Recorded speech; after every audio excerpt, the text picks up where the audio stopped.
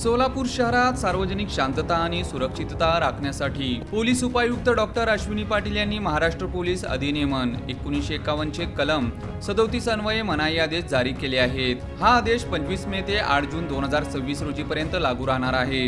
या काळात 5 किंवा अधिक व्यक्तींच्या संमेलनास, मिरवणुकीस, लाऊडस्पीकर, वाद्ये, बँड व फटाके फोडण्यास मनाई करण्यात आली आहे। या आदेशानुसार शस्त्रे, अग्निशस्त्रे, तलवारी, भाले, दंडुके, चाकू, लाट्या, स्फोटके तसेच सार्वजनिक ठिकाणी टीकाकरण, उत्तेजक गाणी, संगीत वाजवणे, अश्लील चित्रे किंवा चिन्हे प्रदर्शित करणे यावर बंदी घालण्यात आली आहे। या आदेशाचे उल्लंघन करणाऱ्यांवर कठोर कारवाई करण्यात येणार असून जप्त केलेली शस्त्रे व वस्तू राज्य सरकारकडे जमा करण्यात येतील असेही आदेशात नमूद करण्यात आले आहे।